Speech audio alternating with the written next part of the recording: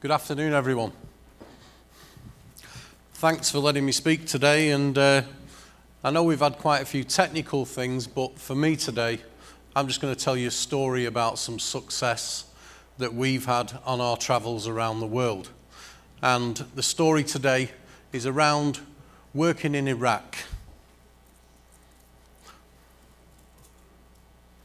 So, who are Simeon? We're a global health and safety consultancy. We were founded in 2005, and we have 3 directors, and we've got over 100 years of scaffolding experience. We operate 6 worldwide training centres: Nigeria, Iraq, UAE, Kingdom of Saudi Arabia, UK and India. So we carry out mentoring and support to large scaffold projects, assisting in all types of scaffolding. So that's the sales pitch over. Let's move into what we really came to talk about. Okay, we do write documents as well and books. But our job, what we were taken, was the Shell Majnoon field in Basra, Iraq. It was discovered in the 1970s, operated on and off between 2 Gulf Wars and an Iran-Iraq war. Awarded to Shell in 2009, and it aims to operate at full potential by 2020. There is no chance it will be working at full potential by 2020, mark my words. It's a difficult place to do business. They came to Simeon and said, "Will you come in and do some scaffolding training on the Iraqi people? We're having a lot of problems with scaffolding and training." So we said, yep. We arrived in March 2012, walked onto site. We were talking to them for about 6 months, but there was an accident and they said, "Can you come tomorrow?" So we eventually got there because it's the hardest place in the world to get a visa, and at this moment in time it takes between 4 to 6 months. We've never had an accident since the day we walked on site, so I'll have to touch wood because being a superstitious scaffolder. So we installed an experienced North Sea scaffolder onto the project, and having 1 man, we rose to 6 men over 3 years. And we now worked over 500,000 hours now without an accident in scaffolding, and that's growing over the 5 years. We're up to 5 years, 4 months now. So the induction consisted of, and now this was the induction that I had, which was, if you see any of these, or you come across any of these landmines, will you do us a favour and speak to the control room, and we'll get the bomb disposal squad out to take them away.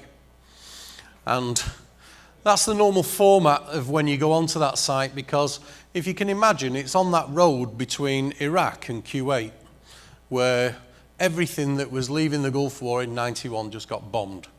And everything either side of it is the Majnoon oil field. And if you go another 10 miles to the right, you're in Iran. So they were fighting there before we even got the chance to go. So this was the site Black Museum, and that's all out there. So you've got the drawings on the wall, or you've got the grating there, which is housing the claymores and everything that goes with it. So to go to site, you get picked up at Basra Airport, you get taken to a safe zone, what they call the Dust Bowl, and you get dropped off. Anybody who's ever been, you will know it's the most exposed place you'll ever be in your life. You are just in the middle of nowhere. It's like no man's land. You just have to wait there until a guy comes along and says, "Here's your bulletproof vest, and jump in this armoured car. We're taking you for a 2-hour run." So you go for 2 hours through Basra. You go through all the swords. What we all saw were the cruise missiles were going down the road. And they're the sort of form you get used to after a period of time, that you're now in an armoured vehicle that only goes about 50 miles an hour because it weighs that much. And you've got 2 Kalashnikov rifles on the dashboard. The guy who sits in the front has got a full set of body armour, extra magazines, grenades, and he says, "Don't move unless I tell you what to do." So, fair enough. You tend to just stay in your seat, really, don't you? And do the 2-hour run till you get there. Okay, this is an experience here of where you're getting another side of an induction, all bodied up. He's got his Kalashnikov rifle on the other side of him. And these guys are going through their induction. Again, our problems there was language barriers. Everybody speaks Arabic, nobody speaks English. We've got an English scaffolding supervisor, real problem. Standard of material was anything that they could find to build a scaffold with at that moment in time. You try and explain to someone that if you are 6 foot off the ground and you fall, you might die, is a very difficult thing to a man who's been through 3 wars, isn't it? You know, you try and speak to somebody, oh, you've been in a war, you've missed out on 10 years of school and education, but don't stand on there because you'll have to clip that harness on. He's looking at you as if to say, oh, you're daft. You know, but it's an education, it's a long, long process. So there's a story behind this. So there was no trained scaffolders, knowledge that scaffolders should be trained. A lot of the guys can't read and write, and the guys, they've got to make a living. They've got to earn, because if you don't work, you don't get paid, you don't eat. It's not like the Western world where you can go and get some welfare. Here, there is work or starve, really.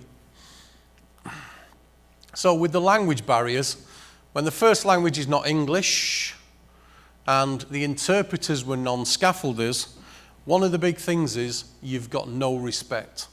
There is no respect for scaffolders who are being told by a non-scaffolder what to do. We're all scaffolders in here, we understand these things. If somebody's coming along and telling you what to do every day, they're not a scaffolder, you're not going to take well to it. So we had to find the right people to cover that. There was no knowledge of safe working practices, so you can imagine the managers of Shell were pulling their hair out every day with these fancy Iraq ways of doing things that they've been doing for years. And then a multinational oil company comes in with all the safety in the world, and they're just struggling day in, day out. Once the problems were solved, and with support from the scaffolding company and Shell, the job started to move in. We ended up with a multilingual scaffolding manager that the scaffolding company took on from Turkey, who was Arabic and also English speaking, and it started to get the ball rolling, really. There was a poor standard of material. As you can see with this one is that rusty that you would be away for a tetanus jab if you cut your finger holding that, wouldn't you? You know what I mean? That's how bad it is. And it was sort of, you know, like tube, Western world tube is like 4mm wall thickness. Well, this was like 1mm. And you could bend it, you know, the fittings were rubbish. And there wasn't enough equipment to do the job. So another project of ours was to try and get some gear in there. Not made to any standard. And I'm not going to talk about standards. Everybody spoke about standards and measurements, and we'll keep away from that. There wasn't enough components, so things started to be built onto, I'm going to build on there to make it a bit easier, but it just ends up a mess. So we placed an order for the right material. Took 1 month to arrive into the port. It then took another 6 weeks to get it out of that port. Any reasons? We weren't seeing the right people. Correct, yeah. This would never come out every day. Can we have the gear? Can we have the gear? You need to go and see. So we eventually, in the Arabic world, you have a person called a PRO, which is called a Public Relations Officer. And he's the guy who speaks the local language, and he then really goes in and finds out how things work. So in other words, he greases the wheels and things start moving. And I think we could just sort of like leave it at that, really, can't we? You know, he gets it going, shall we say. And the logistics, again, so a bit, taking anything into Iraq is difficult. We used to get phone calls and say, can you nip down and buy me 10 hacksaw blades and bring them with you? Because it was that difficult to get something into the country. So you would have hacksaw blades, you'd have some spanners, you'd have some other bits in your bag that you were bringing in for the mechanics or the electricians, and then you were signing them off on your expenses, because it was that tough to get something through the port to get the job done. Everything takes a long time, as we said. Wheels need to be moving. And roads are full of checkpoints, so every 1 hour is 4 hours. So your passport's like on a string. So every time you stop, somebody wants to see your passport, what you're doing here, why do you want to be here, what do you want to do? So you have to gain the trust of people and plan properly to get the job done. Once this is in place, the job starts to become easier. But it's a long journey. Because, like we say, we've had 3 wars. Who are you going to trust? You know, it's a tough place. So there's no trained scaffolders. Everybody's had 2 or 3 wars. No perception of safety as you've lived through the bombs and the landmines. You've never seen a good scaffold, so you don't know what one is. And the difficult part was getting someone to understand they can fall and be killed from like 6 foot. So keeps it simple really, doesn't it? You know, you've got to try and get that perception of safety into people, and it takes a long time. So within 12 months, they were building scaffolds like this. Why? Because we made friends with them.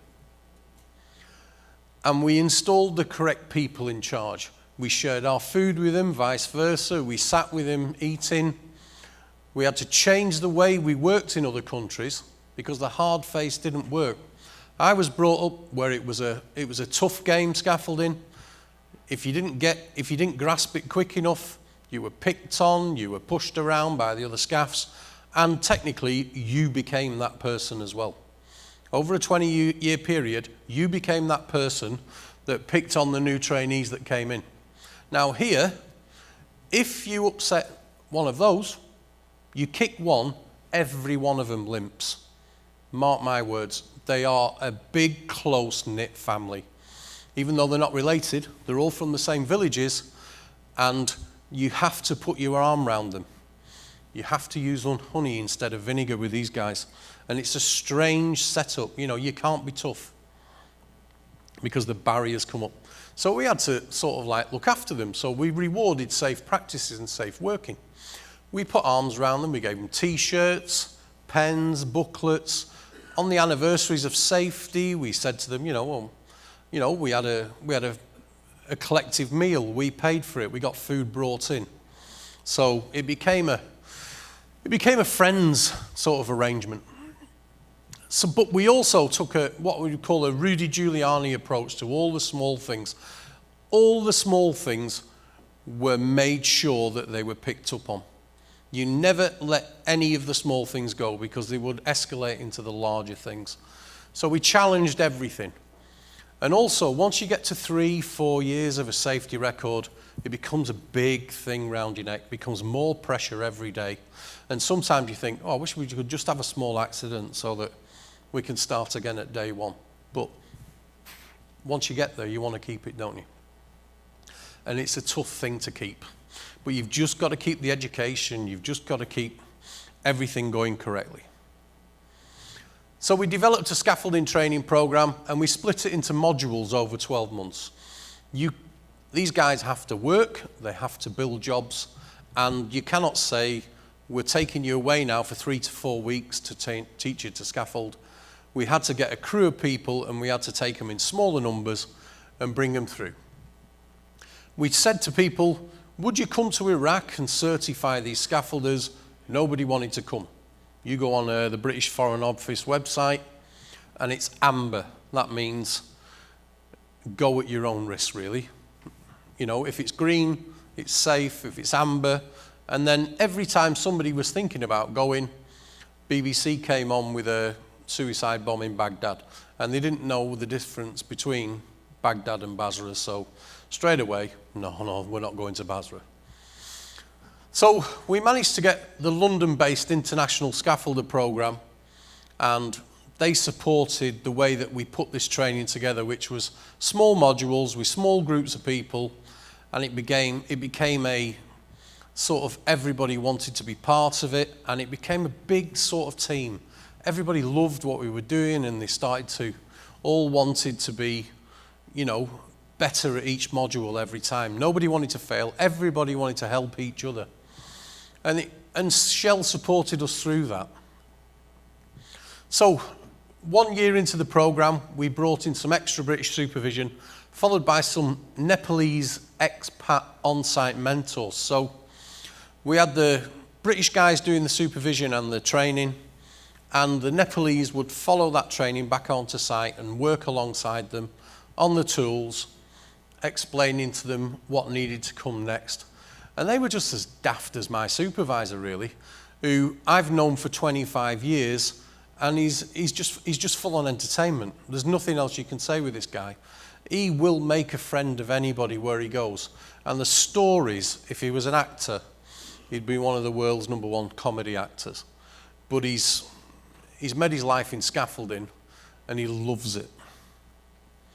And this is just a little bit of team building that'll show you now what I get sent on WhatsApp. And you'll be surprised because all these guys are Iraqis working alongside my British mate. So do you want to just play that, please?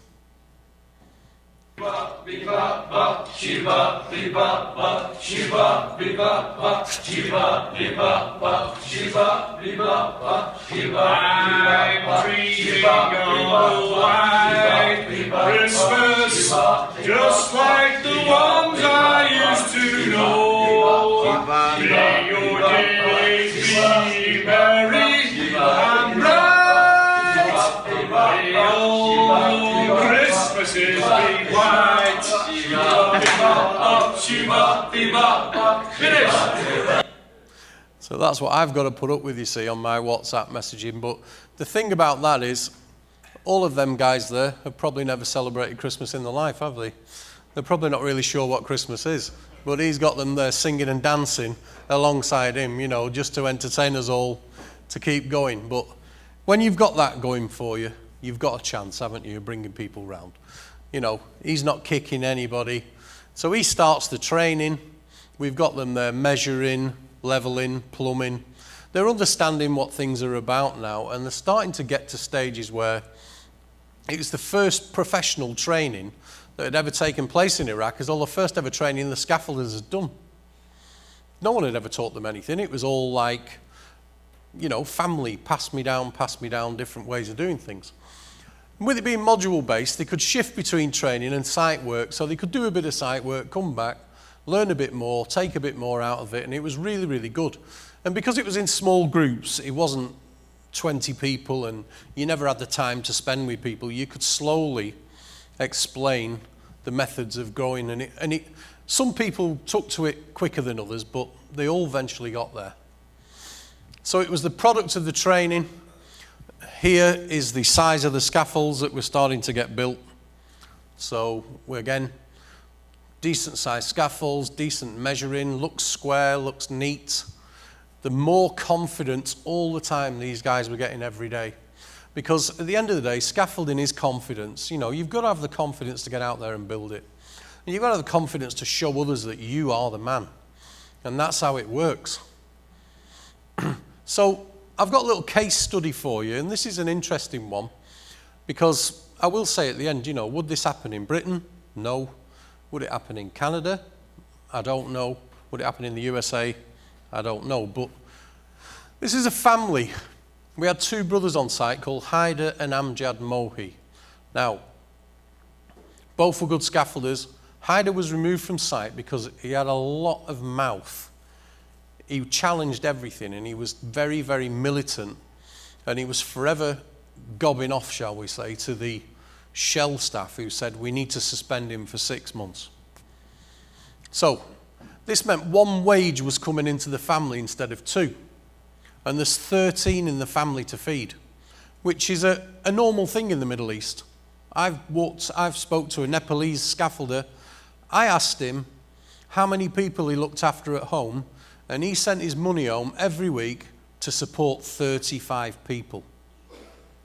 So there was 35 people relying on him who'd worked in 6 Middle East countries for 18 years. So he never seen much of his family, but he kept them all alive. So there was one wage. So we needed some new scaffolders. So 3 months later, we held trade tests for new scaffolders, and one stood out.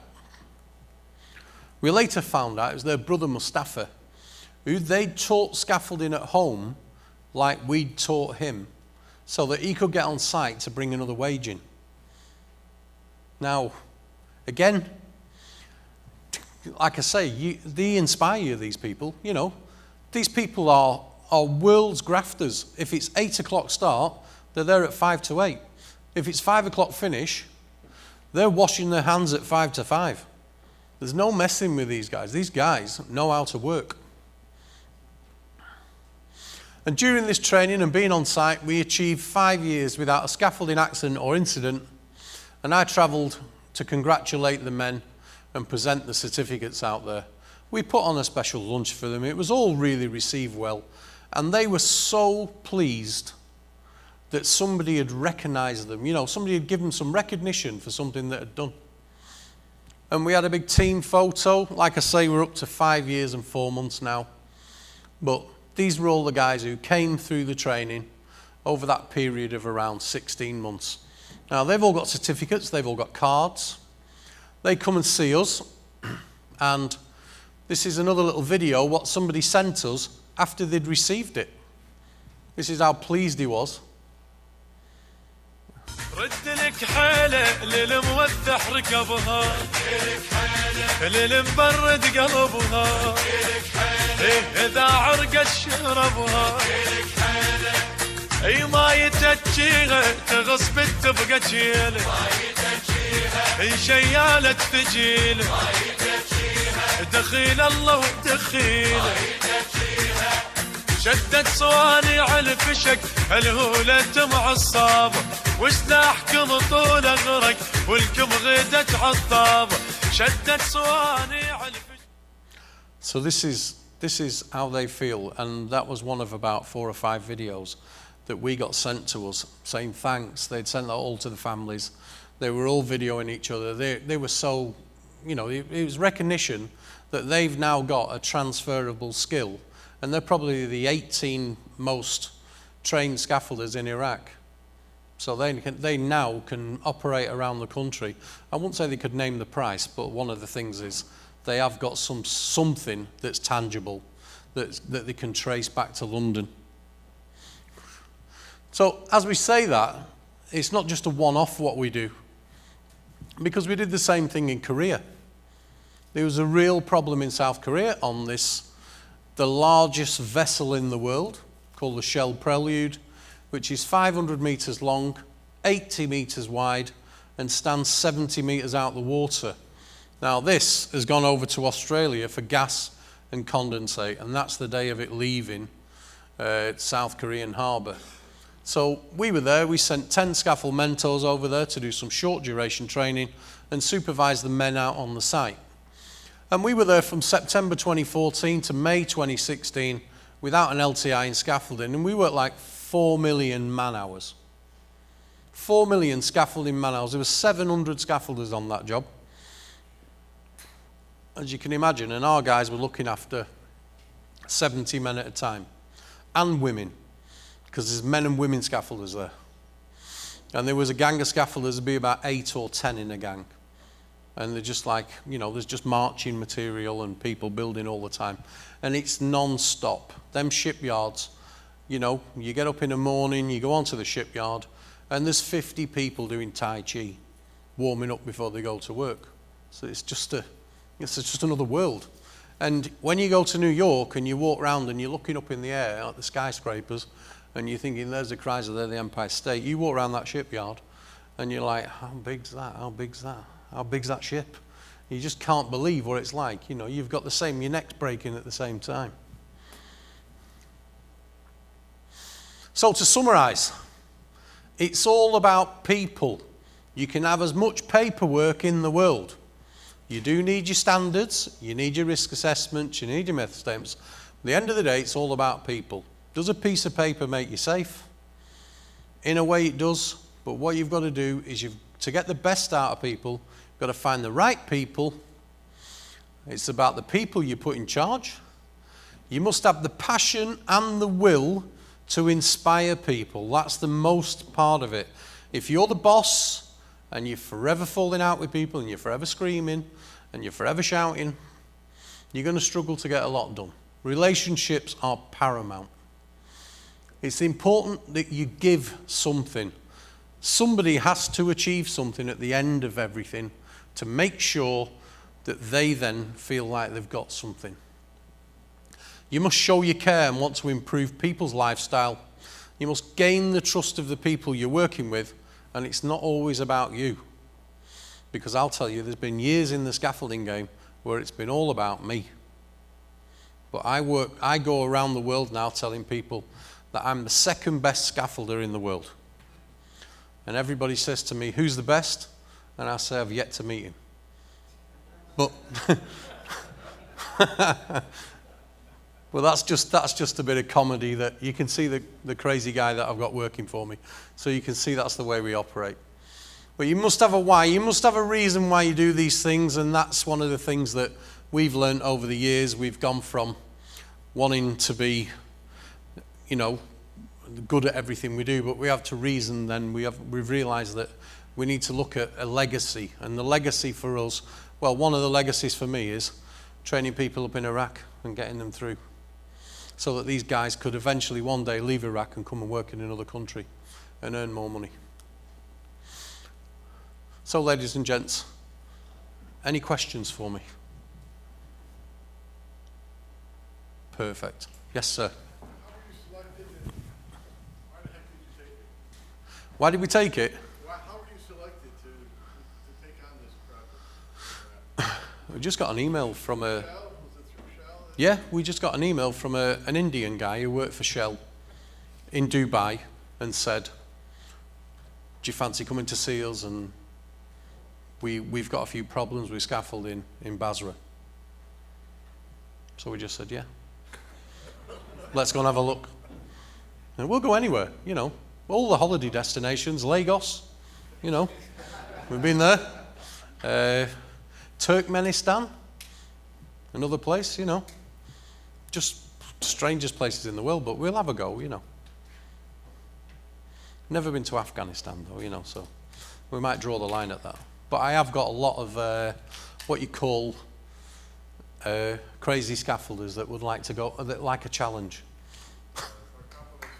Thank you. Yes, sir. I just had a question about either Iraq or any other parts of the world that you worked in. Iraq specifically, did you encounter any pre-existing regulations to do with scaffolding, or was it mostly just work practices passed down from father to son?